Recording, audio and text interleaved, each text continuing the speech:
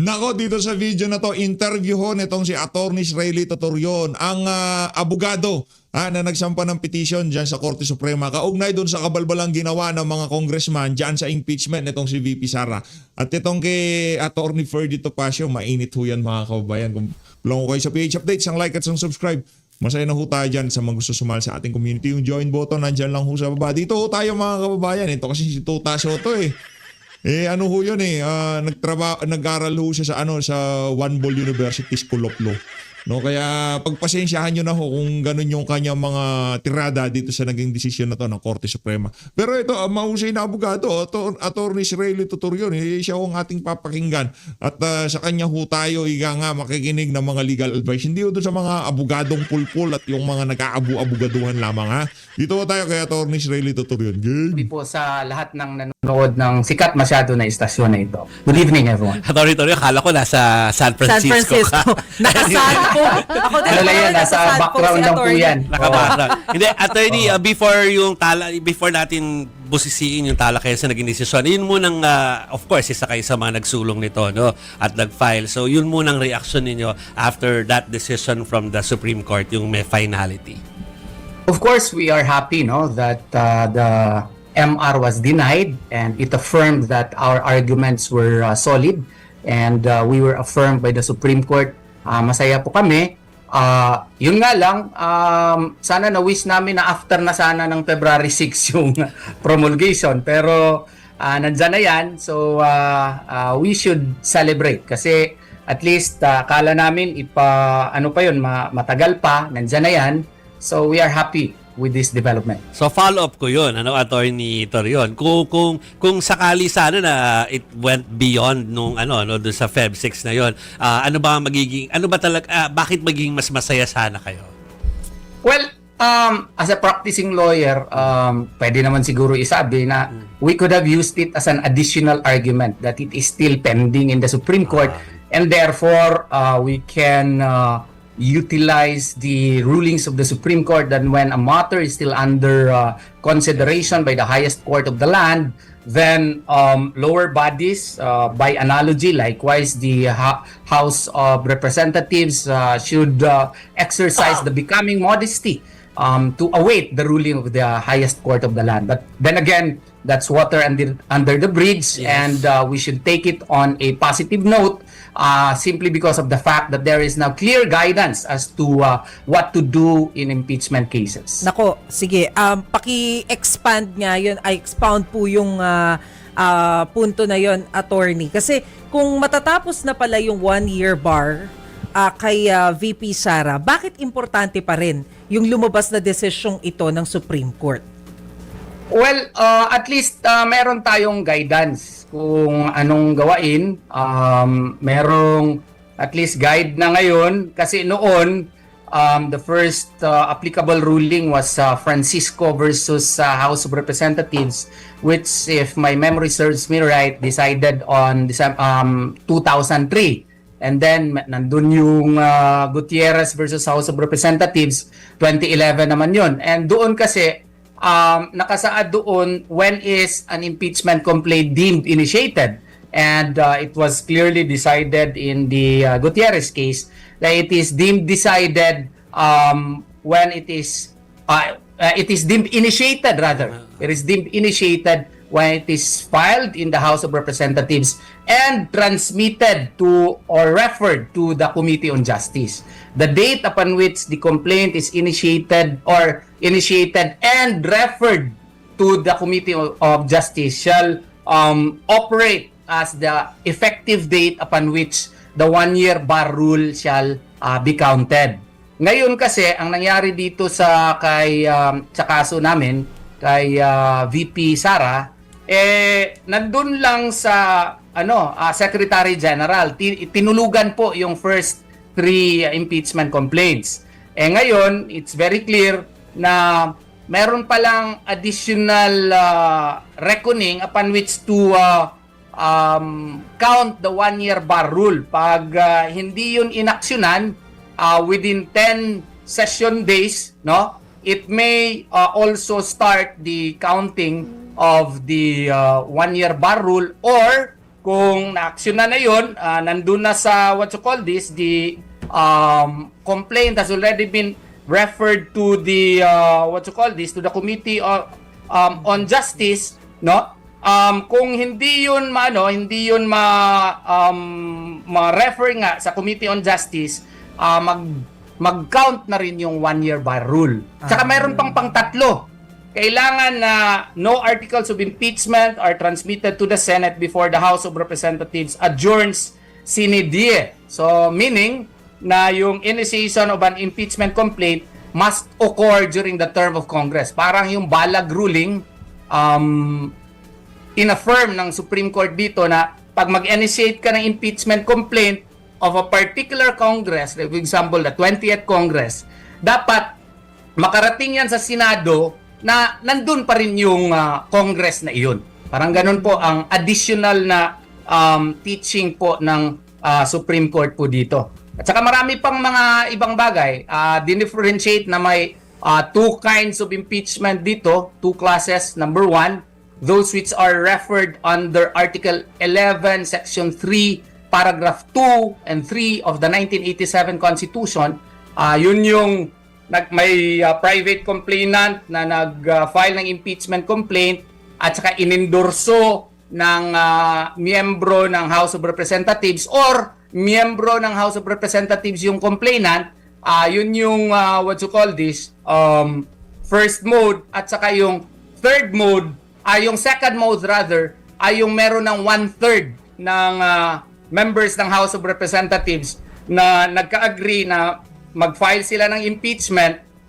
Dinesisyon na at kinlaro ng Korte Suprema dito na sundin yung House rules nila under Rule 2 Section 2 na dadaan pa rin sa Committee on Justice. Dadaan pa rin sa Committee on Justice maski 1/3, mayroon kang 1/3. Why? Para ma-determine kung verified ba talaga yung complaint in accordance with the 1987 Constitution, para ma-determine na din kung may kopya ba lahat ng mga congressman at na-assess pa nila yung kaso. Kasi para alam nila yung ginagawa nila at nabasa talaga nila yung complaint in accordance with due process. Parang yun ang at marami pang konti-konti pang itinuro sa atin ng Korte Suprema kung ano ang dapat gawain. Attorney, si Chiqui Berhelto, sabi nyo nga po no, na ang desisyon po ng Supreme Court ay kailangan, sinasabi ay dadaan pa rin sa Committee on Justice kahit may 1/3 vote ng House of Representatives. Pero po, yung ibang mga news articles no, na lumalabas about the decision of the Supreme Court ay nadagdagan daw yung steps. So, ibig sabihin nyo po ba, itong steps na supposedly dinagdag, talagang nandyan na po dapat? Kasi sabi nyo po kanina... Nandyan na. So, actually, hindi siya dagdag? Hindi tama yun, hindi tama. Kasi kung basahin mo yung House of Representatives po, ako naman ay ordinaryong abogado lamang na taga-probinsya, no? Although nagtuturo ako ng batas, matagal na. Makikita mo kung basahin mo yung anong tawag dito, yung rules of procedure nila. Section 2, anong nakasaad doon, no?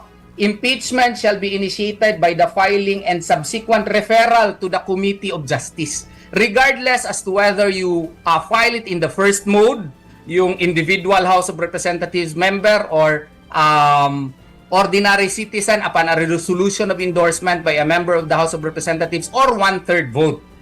Kasi may punto din ang Korte Suprema dito, hindi ito additional process. It is already a process stated in the House rules mismo. Kasi kinakailangan na i-verify pa rin ng Committee on Justice kung verified nga, kung nabigyan ba talaga ng lahat ng members ng House of Representatives ng kopya ng complaint, at saka kung sakali katulad ng kaso na ito, kung meron ng na-file at na-refer na sa Committee on Justice at saka i-refer na rin doon sa plenary para mabigyan yung Committee on Justice ng option din na i-consolidate ito before it is transmitted to the plenary for approval again and transmitted to the Senate thereafter. So at the end of the day po, attorney, meron po ba talagang dinagdag na steps or wala? Parang in-emphasize lang po yung mga nandun na. Baski basahin nila yung House of Representatives rules on procedure, under Rule 2 Section 2, nakasaad po dun. Kasi nandun na po na kailangan talagang dumaan sa Committee on Justice. And yung maski na 1/3 vote, clarify lang dito sa Supreme Court yung step na iyon.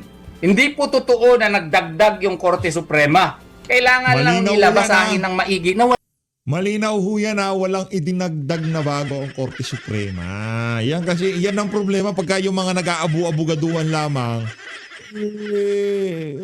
wala namang mga bitaw. Akala mo kung sino, kagaya nitong si Tuta Soto. Diba? Makinig ho tayo dun sa mga mahuhusay na abogado. Diba? walang bias. Na kailangan na maging objective kasi it is already in accordance or stated in the rules of procedure of the House of Representatives. Matagal ko na yung ina-argue na walang dinagdag. Nandun na yan sa rules of procedure, clarify lang ng Korte Suprema. Kasi tama nga naman. Kung 1/3, meron ng grupo na nagkaroon lang sila ng numbers kasi siguro meron na silang intindihan kung ano man yung cause ng pagkakaintindihan, hindi na natin Hindi, yung meron na silang for later release. Ito talagang si Atty. Torion. Diretsuin mo na sila! Oo, meron na silang for later release. Oo, di ba? Ganun lang naman yun. speculate kasi unfair din sa kanila, no? Maski anong duda natin na nabayaran sila, huwag nating sabihin yan. Kasi Sabihin natin, Atty. Torion! Anak ng toka, kaya namimihasa yung mga magnanakaw na yun dyan sa House of Representatives at namimihasa yung mga taga-Malacanang na ginagamit nila ang pondo para gawing leverage dito sa mga masisibang congressman na to eh. Pera ho talaga ang punot dulo ng impeachment na yan kay VP Sara. At yung takot na pagka si Sara Duterte naupo, may kalalagyan yung mga magnanakaw na yan. mali yan, wala tayong ebidensya niyan. Pero Meron ako ebidensya. Yung ebidensya ko mabigat. Ebidensya ko nakikita ng bawat isang Pilipino. 'Di ba? Yung yung mga ang tawag dito. Noong nagdaang kongreso, yung sortie 777 11 'Di ba? Kada sortie meron daw 777 yung mga gumugusto ng impeachment at yung mga malalabit dito kay Martin Romualdez. Oh, tsaka isa pa ho mga kababayan na ebidensya, tignan nyo ho yung mga congressman na pwede nilang makasangkapan dito sa impeachment na to. Kagaya na lamang ni Benny Abante, kagaya naman lamang nito si Jinky Luistro, hindi ho nagkapalitan ng posisyon dyan sa House of Representatives kahit na nagbago na ang speaker. Bakit? Kasi yung nagpapatakbo ngayon sa House of Representatives, yun pa rin yung nagpatakbo nung 19th Congress. Binago lang ang Speaker of the House. Pero yung mga nasa baba, yung pa rin mga kontrolado ni Martin Romualdez. Paano yan na-control ni Martin Romualdez? Natural, siyempre, yung kanilang 777 dati, yung kanilang pabor na ibinigay dahil ni Speaker. Di ba? Nakalimutan niyo na ba yun? Kung bakit may tupad? Dahil ni Speaker.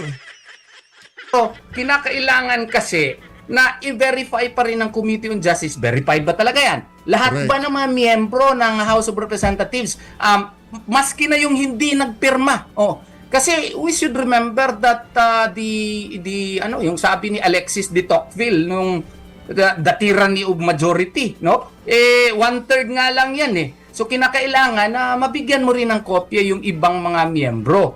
Tapos, pangatlo, katulad sa kaso na ito, merong previous cases na kailangan din i-consider. So, bigyan nila ng i-exercise yung authority ng Committee on Justice to what? No? To respect the committee's prerogative to consolidate different formulations of the complaint, if any, so that only one complaint nga is endorsed to the plenary for transmittal to the Senate. Yun po ang rason. Okay.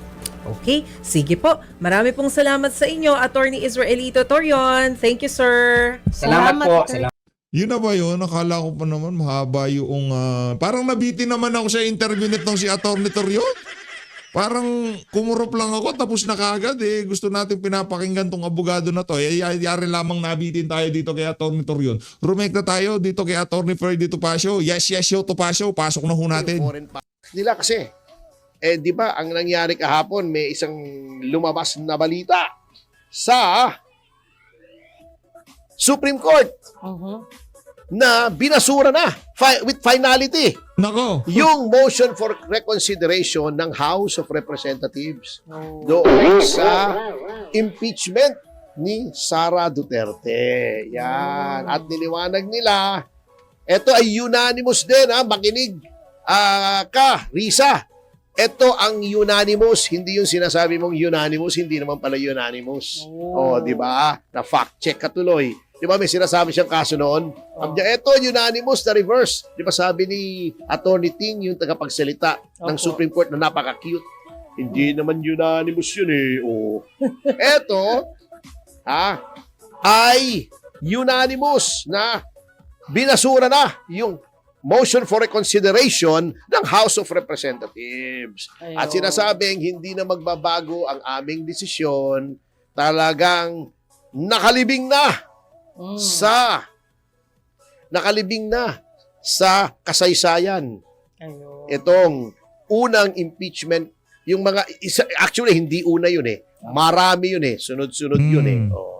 Ngayon, itong House, dahil napahiya dito sa pagbasura ng kanilang motion for reconsideration, yung mga legal ewan doon, kung ano-ano sinasabi para matakpan, kami naman ang inuupakan ni Mike Defensor, ni Jing Paras, ni Atty. Luna, na puro ingay daw kami. Kaya daw hindi tinanggap yung aming impeachment complaint ay dahil walang endorser. Sir, nasa internet po yung video nung pag-uusap po namin ni Attorney Mormon Salonga na sinasabi niya hindi niya tatanggapin. Wala naman po kayo roon eh. Umupa kayo. Wala naman pong pinag-uusapang endorser doon kasi we made it clear na meron po na bababa kung tatanggapin. Nguk lamang ayaw siyempre mapahiya ng mga tao kasi hindi na nga tinanggap yung sa Makabayan nung umaga. Kaya tinanong namin, meron kami impeachment complaint.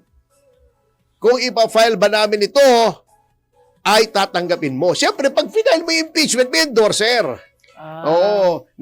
Marunong pa itong si Adjong. Nagle-lecture pa sa amin, kailangan may endorser. Alam po namin yun. Mga abogado po kami. Hindi ko alam kung abogado si Adjong o attorney Google lang. Basta talaga itong si Atty. Dito Pasio. Abogado. Hindi abogado yan si Adjong. Kumbaga, para magtunog matalino, talagang ganyan sila dyan sa House of Representatives. Kailangan pa nilang sabihin yung obvious naman at alam ng bawat isang Pilipino. Para magmukhang mema. Mema yan mga yan. May masabi, may makomento, di ba? Yan ang mga asaw ni Martin Romualdez dyan sa House of Representatives. Anyway, alam po namin yun. Ikaw naman, tayo naman naglulukuhan pa rito ha. Alam namin yun. Kaya nga sinabi namin, ipa-file namin to.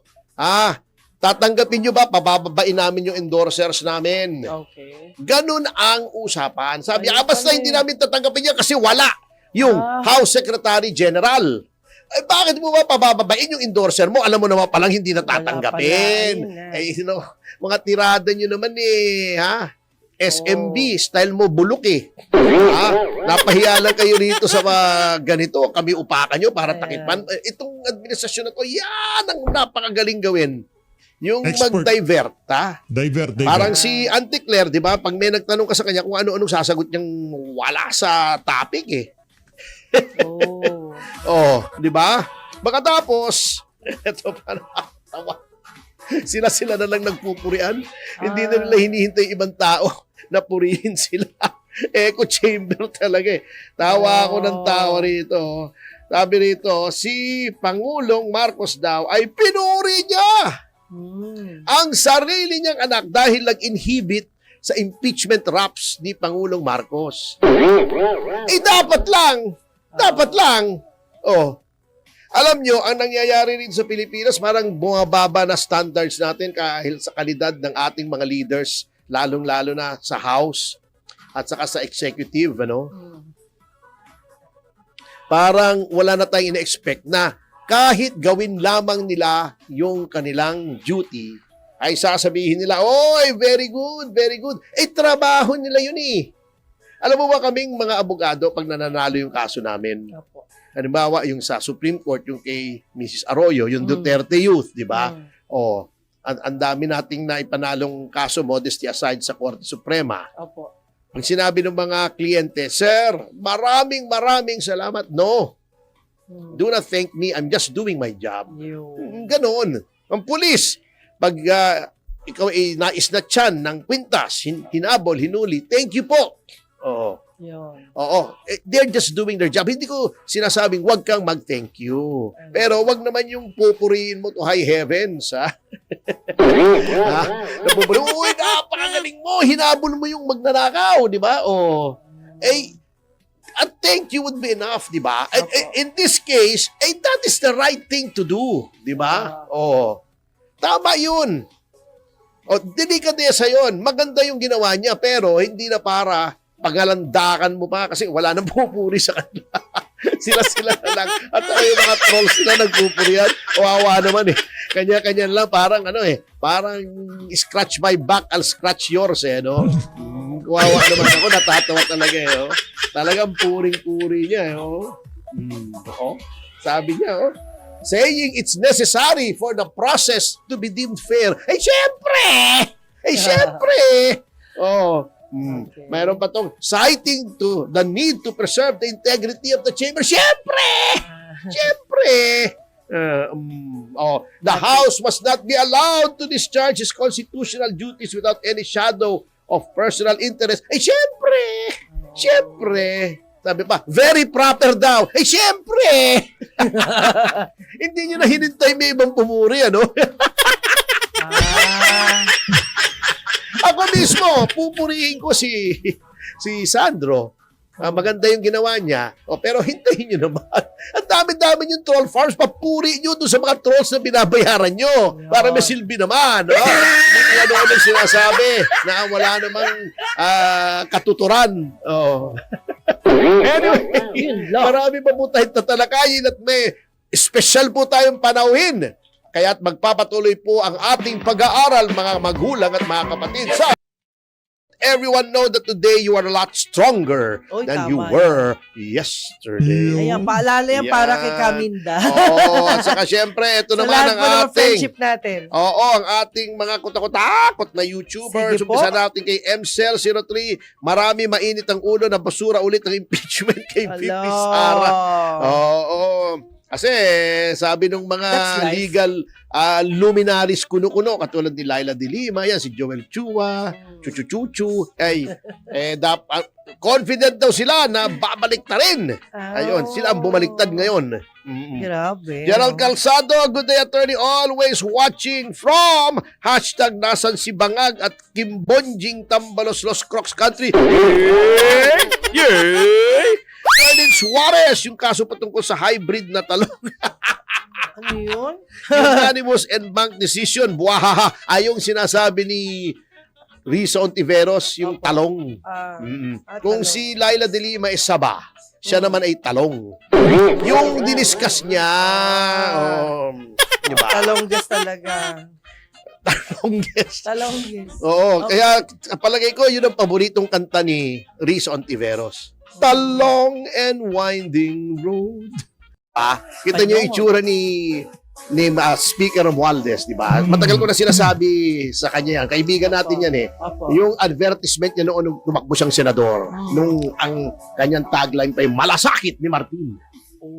Ang dating niya kasi roon, para siyang bandido doon sa mga... Dahil matigas yung dila. Hindi, sa kabukan tisoy na...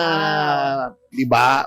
Sabi ko, ayusin mo yung optics nung iyong advertisement. Mukha kang bandido sa mga lumang pelikulang Pilipino, yung mga hasindero na ano na ibig sabihin ito kayo manahampas lupa na manapatay gutom di ba yung mga nagsasabi ng gano'n, nakakabayo, di ba, naka all white. Anyway, maiba tayo roon. Meron daw mejores sa Espanya na nagkakahalaga ng mahigit kumulang kalahating bilyong piso kung i-convert yung euro.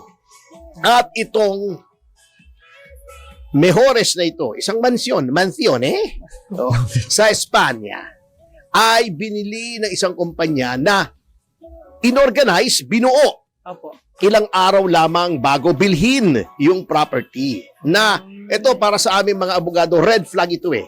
Ba't magbubuo ka ng kumpanya para lang bumili ng isang napakalaking halagang ari-arian? Yun nga. At corporation soul. Ibig sabihin, isa lang ang incorporator. Abogado. Okay. At yung mga ibang registered owners ng property at may kinalaman sa property ay may kaugnayan kay Martin Romualdez. Bagamat wala siyang pangalan doon sa property. Siyempre, tinatago nga di ba? Sinasabi ng iba, hindi naman niya sa pangalan. Naman para naman kaming pinanganak kahapon Ini-insulto niyo naman ang aming intelligence. Sa dami ng ebidensya against the speaker, nandyan si Gutesa, na ngayon ay nawawala na nagsabing nag-deliver ng mali-maleta. Di ba? Sina Diskaya. Ang dami nagsasabi, nagtuturo kay Martin Romualdez. May mga testigo na nagsasabing merong property sa Tamarind na nasa pangalan na pag-aari, nasa pangalan ng iba. Malamang, ngunit pag-aari ni Speaker Romualdez. Ito ang talagang dapat puntiryahin dito sa flood control kasi Correct. itong flood control nasa nangyari ito Etong pinakamatindi yung 2025 yung insertions, di ba? Kaya nagkanda gulo-gulo nasa Supreme Court nga di ba? Bakit? Alam natin kung bakit, pero rhetorical question lang ito. Bakit ang mga pinuntirya ay hindi si Martin Romualdez? Yan. Walang kongresista na kaalyado ng pamahalaan ang dinawit. Ang idinadawit, yan, si Joel Villanueva at kamakailan lamang si Senator Bong Revilla. Okay. Ngayon, baka sabihin nyo, ngayon pinagtatanggol ko si Senator Bong. Alam nyo yan. Noong eleksyon, lagi nating sinasabi, Senator Bong, yung pagka-acquit mo, parang sinasabi yata nung Sandigan Bayan, ibalik mo yung pera, ba't hindi mo pa binabalik? Ayun. Pero acquitted siya roon. Opo. We acknowledge that as officers of the court. Pag acquitted ng korte, katulad nung si Hubert Webb, patagal kong pinaglaban yon. Pero nung na-acquit siya, sinabi ko, in public, nung tinanong ako ni Karen Davila, guilty ba or innocent si Hubert Webb? Ang sabi ko, I am an officer of the court. Pag sinabi ng korte, inosente, inosente. Kaya, naging magkaibigan kami rin ni Pinky Webb kasi parehas daw ako. Ako parehas. Noon, sinasabi natin kay Senator Bong, ba't hindi mo isole? Di ba? Opo. Of course, may ibang interpretasyon yung abogado niya. Pero, hindi po tayo, never po tayong naging defender ni Senator Bong or apologist ni Senator Bong. So, palagay ko, may kredibilidad naman ako kung magsasalita ako rito sapagkat ito ay objective. Kasi, nagulat ako Ang nakaturo sa kay Martin, yung flood control, nakaturo diretso sa palasyo, although laging pinipigil ni Ping Lacson. Bakit ang naputukan? Si Bong Revilla at si Joel Villanueva. Aray Bakit ko. yun ang nadimanda? Naku po. Yun ang nagtataka ako. Di ba, tinanong ko kanina, bakit? Sabi ko, rhetorical question yan. Alam natin, mga kasama, kung bakit pinagtatakpan po nila yung mga kasalukuyang nakaupo, nakaalyado nila. Yan ang totoo dyan. With evidence. Oo, na iba ang kanilang pine-persecute at ginagamit nila yung weaponized na DOJ na bendalo para ilihis ang usapin. Di ba, may nagbiro nga, ang sabi namin, ang ipakulong si Bongbong. Ba't si Bong ang pinakulong? Nahati yata sa halip na Bongbong, Bong. Oh my God. Although strictly speaking, syempre, hindi naman natin pwedeng pakulong yung presidente. May immunity yon. Pero, okay na sana kung parehas lamang ang laban. Talaga namang pwede mag-imbestiga ang ombudsman, ang DOJ. Pero, alam nyo, etong ginawa kay Senator Bong, this time around, ipagtatanggol natin siya. Bakit? Kasi mali ang ginawa sa kanya. Kita nyo, inobserbahan ko ako naman siyempre, abogado tayo. Lagi tayo nag-o-observe ng mga bagay-bagay. Unang-una, noong unang lumabas yung charge na yan, yung malversation sa DOJ, hindi naman kasama si Senator Bong Yeah. Yung unang-unang demanda, Hindi siya kasama. Siya doon. Oo, wala siya ron sa pangalan ng mga respondents. Yung tungkol sa flood control. Bigla na lamang, may nag-file yung complainants ng supplemental complaint. This time, in-include na si dating Senador Bong Revilla. So, magulo yun. Kasi dapat yun, complaint, di ba? Opo. Yun lang, kung gusto mong may iba, mag-file ka ng separate case. Oh. Oo. Anyway, alam nyo naman dyan sa DOJ, lahat na lamang dyan, pwede. Di ba? Yun ang masakit. Katulad nung kay Tebes, di ba? Pinapersecute nila.